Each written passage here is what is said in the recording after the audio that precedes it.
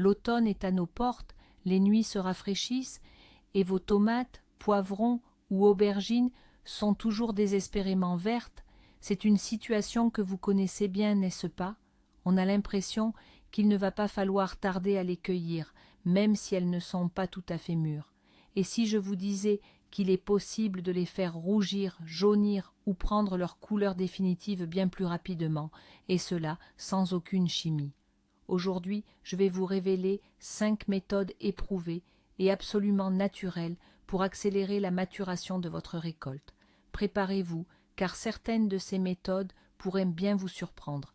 Nous allons tout passer en revue, des astuces futées d'agronomes, expérimentées aux simples trucs de jardinage qui fonctionnent à coup sûr. Pour commencer, comprenons pourquoi les plantes prennent leur temps. C'est simple, une plante n'est pas une usine à produire des fruits pour notre salade. Son objectif biologique principal est de donner des graines mûres et viables pour assurer la pérennité de l'espèce. Si la plante se sent à l'aise, qu'elle dispose de beaucoup de nutriments, d'humidité et de chaleur, elle se dit « Pourquoi me presser?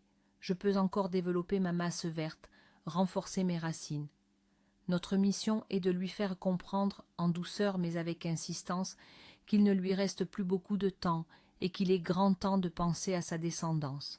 C'est précisément sur ce principe que reposent toutes les méthodes sûres pour accélérer la maturation. Alors passons à la première méthode, et celle-ci peut, à première vue, paraître un peu drastique.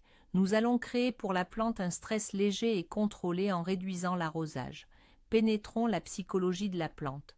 Tant qu'elle a de l'eau et des nutriments en abondance, elle vit en mode « tout va bien ». Elle développe de nouvelles feuilles, se fortifie. Elle n'a aucune raison de se presser pour faire mûrir ses fruits. Sa principale mission est de donner une descendance forte, et pour cela elle doit accumuler le plus de force possible. Mais dès que l'humidité se fait plus rare, un instinct ancestral se déclenche chez la plante. Elle reçoit un signal « Attention, les conditions favorables touchent à leur fin. Il est temps de s'occuper d'urgence de la descendance. » Et à ce moment précis, elle redirige toutes ses ressources internes, de la croissance de la masse verte vers la maturation de ses fruits. Comment instaurer correctement cette sécheresse bénéfique? Le plus important est de le faire au bon moment. Ne commencez que lorsque les fruits ont déjà atteint leur taille normale, variétale, mais qu'ils sont encore verts.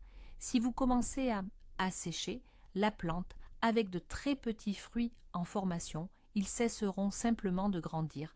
Nous n'arrêtons pas l'arrosage complètement. Cela tuerait la plante. Nous augmentons simplement les intervalles. Si vous arrosiez tous les jours, commencez à arroser tous les 3 ou 4 jours, voire moins souvent. Le sol doit bien sécher entre 2 arrosages. Idéalement, cette méthode fonctionne en serre, où vous contrôlez entièrement l'humidité. Surveillez attentivement les feuilles. Un léger flétrissement pendant la chaleur de midi est normal, et même bon signe. Mais le matin, la turgescence doit être restaurée. Si les feuilles pendent comme des chiffons, même le matin, cela signifie que vous en avez trop fait. Arrosez un peu la plante d'urgence. En résumé, toute l'énergie, tous les sucres et les nutriments qui servaient auparavant à la croissance de nouvelles feuilles sont d'urgence redirigés vers les fruits. La plante force leur maturation afin de pouvoir laisser des graines viables. C'est simple et ingénieux, non? Bon, passons à la deuxième méthode. Il s'agit de la taille judicieuse, ou comme j'aime l'appeler, la redirection d'énergie. Votre plante, surtout vers la fin de l'été, est un peu comme une personne qui essaie de faire 100 choses à la fois. Elle développe des feuilles, pousse de nouvelles tiges et tente de faire mûrir ses fruits. Notre tâche est de l'aider à se concentrer sur l'essentiel, la récolte. Alors, par où commencer? Tout d'abord, repérer et retirer tous les gourmands. Ce sont ces pousses latérales qui partent de l'aisselle des feuilles. Vous pouvez les considérer comme de petits voleurs de nutriments. Ils détournent la sève si précieuse pour le grossissement et la maturation de vos tomates. En les éliminant, nous coupons les canaux de dépense d'énergie inutiles. Ensuite, regardez vers le bas. Toutes les feuilles situées sous la grappe de fruits la plus basse peuvent être retirées sans hésitation. Elles ont déjà rempli leur fonction principale et ne font maintenant qu'ombrager les fruits, entraver la circulation de l'air et risquent de devenir un foyer de mildiou. En les supprimant, non seulement nous améliorons l'aération, mais nous ouvrons également l'accès de la lumière du soleil aux fruits, Et maintenant le geste clé pour la dernière ligne droite. Environ 1 mois avant l'arrivée des premières gelées, il faut pincer l'extrémité de la tige principale. C'est un signal clair pour la plante. La croissance est terminée, concentre-toi sur l'existant. En même temps que l'extrémité, retirez également toutes les nouvelles grappes florales. Oui, cela peut sembler un peu dommage, mais soyez réalistes, elles n'auront pas le temps de donner une récolte complète. Qu'obtenons-nous? Au final, nous avons éliminé tout ce qui est superflu et avons littéralement contraint la plante à diriger toutes ses forces, toute sa sève nutritive, vers les fruits déjà formés. C'est un peu comme fermer toutes les applications inutiles sur un ordinateur pour qu'il fonctionne plus vite. La plante cesse de se disperser et se met à travailler de manière ciblée pour le résultat. Vos tomates juteuses et mûres. Passons à la 3e méthode. Après avoir abordé la nutrition et la taille, il est temps d'offrir à nos fruits un véritable petit cocon personnel. Nous allons parler de chaleur et de lumière, mais avec une astuce vraiment ingénieuse. Mais qu'est-ce que la maturation au fond? C'est une véritable usine biochimique à l'intérieur de chaque tomate. Pour qu'elle accumule des sucres, devienne bien sucrée et prenne sa couleur rouge caractéristique, elle a besoin d'énergie. Et les principales sources d'énergie, ce sont la chaleur et la lumière. Si les nuits deviennent froides, cette usine arrête tout simplement de fonctionner. Alors, voici notre première astuce pour la relancer. Créons un écran réfléchissant. C'est plus simple qu'il n'y paraît. Prenez une grande feuille de carton, de contreplaqué, ou même un vieux morceau d'ardoise, et recouvrez-le de papier d'aluminium alimentaire ordinaire, côté brillant vers l'extérieur. Tout matériau blanc peut aussi faire l'affaire. Installez cet écran du côté nord de votre planche de culture, juste derrière les plants. Quel est l'intérêt? Les rayons du soleil, après avoir traversé les plants, se refléteront sur l'écran et atteindront les fruits par l'arrière. Vos tomates recevront ainsi une double dose de lumière et, par conséquent, de chaleur. Et voici la 2e astuce, encore plus simple. Fabriquons des mini-serres individuelles. Prenez un sac plastique transparent ordinaire et enfilez-le délicatement directement sur la grappe de fruits. Fixez-le en haut avec une pince à linge ou une petite ficelle.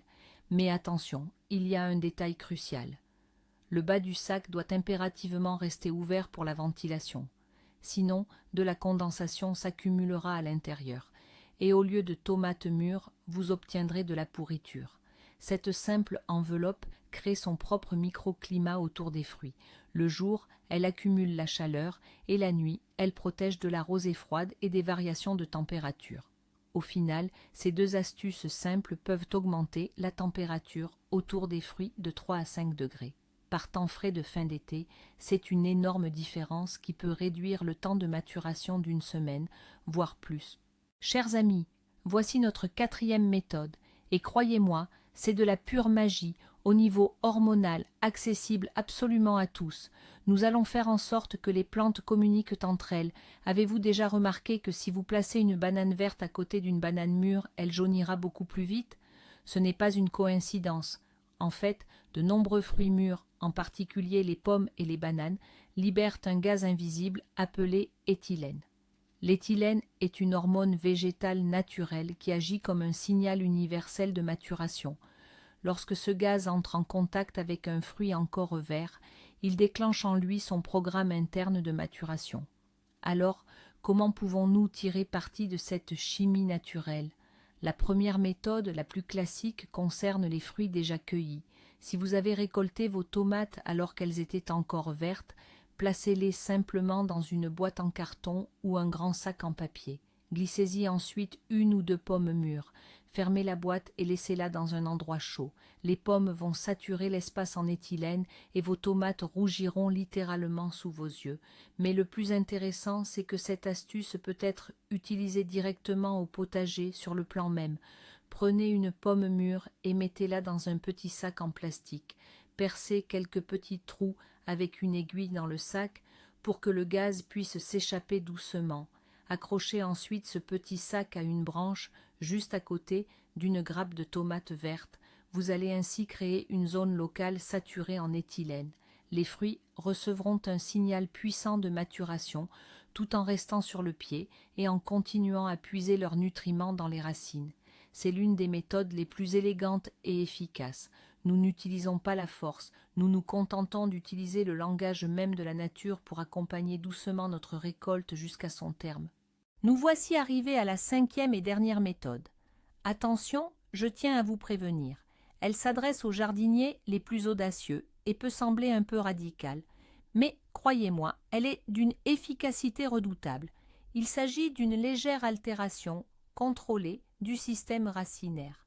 Voyons ce qui se passe alors. Les racines d'une plante sont son système de survie, la pompe qui puise l'eau et les nutriments du sol. Lorsque l'on coupe légèrement une partie de ses racines, la plante subit un choc. Un signal d'alarme est envoyé à son cerveau. Attention, le système d'alimentation est endommagé. Les ressources sont limitées. Quelle est la première réaction de tout être vivant dans une telle situation critique? Exactement, se reproduire le plus vite possible. La plante comprend qu'il n'y a plus de temps pour la croissance et le développement. Elle mobilise toutes ses réserves internes et les investit pour que ses fruits mûrissent et produisent des graines viables avant qu'il ne soit trop tard. Comment procéder correctement et surtout en toute sécurité? Il vous faudra une bêche bien affûtée. Éloignez-vous de la tige de la plante d'environ 15 à 20 cm. C'est crucial pour ne pas endommager la racine pivotante principale. Maintenant, plantez la bêche dans le sol, avec précaution mais fermement, à une profondeur d'environ 15 à 20 cm. Inutile de creuser ou de retourner la terre. Il suffit d'enfoncer et de retirer. 1 ou 2 coups de bêche de ce type, de part et d'autre de la plante, suffisent. Notre objectif est de sectionner uniquement une partie des radicelles latérales, celles qui absorbent. Cette technique stoppe instantanément la croissance de la masse foliaire. La plante comprend qu'il n'est plus temps de faire la fête et redirige tous les flux de nutriments directement vers les fruits. En quelques jours à peine, vous verrez vos tomates vertes commencer activement à brunir, puis à rougir. Oui, cette méthode demande une certaine audace, mais c'est simplement une autre façon de communiquer avec la plante dans son propre langage, celui de la survie. Alors, qu'en ressort-il au final? Les outils les plus puissants et les plus surprenants pour accélérer la maturation de vos récoltes ne sont pas des poudres magiques achetées en magasin, mais bien la compréhension du langage des plantes elles-mêmes. Nous ne forçons pas une tomate ou un poivron à mûrir. Nous créons les conditions pour qu'il prenne lui-même cette décision.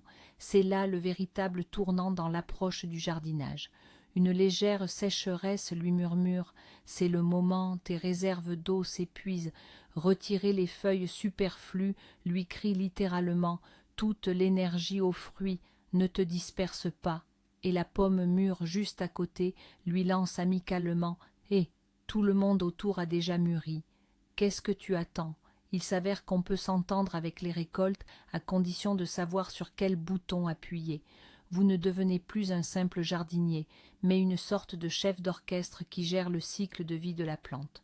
Toutes ces méthodes, du stress contrôlé à la thérapie à la banane, ne sont pas une tromperie de la nature, mais un travail qui respecte ses propres règles. Vous aidez simplement la plante à accomplir sa mission principale dans des délais plus courts, dictés par l'approche de l'automne. Merci d'avoir regardé cette vidéo jusqu'à la fin. J'espère que ces conseils vous aideront à récolter une moisson abondante et surtout parfaitement mûre. Si vous avez appris quelque chose de nouveau et d'utile, soutenez notre chaîne en aimant la vidéo et en vous abonnant pour ne pas manquer nos autres astuces de jardinage. Et vous, quels sont vos secrets pour accélérer la maturation des récoltes? Peut-être utilisez-vous une méthode bien à vous, transmise par votre grand-mère? Partagez absolument votre expérience dans les commentaires. Construisons ensemble une véritable encyclopédie du jardinage naturel.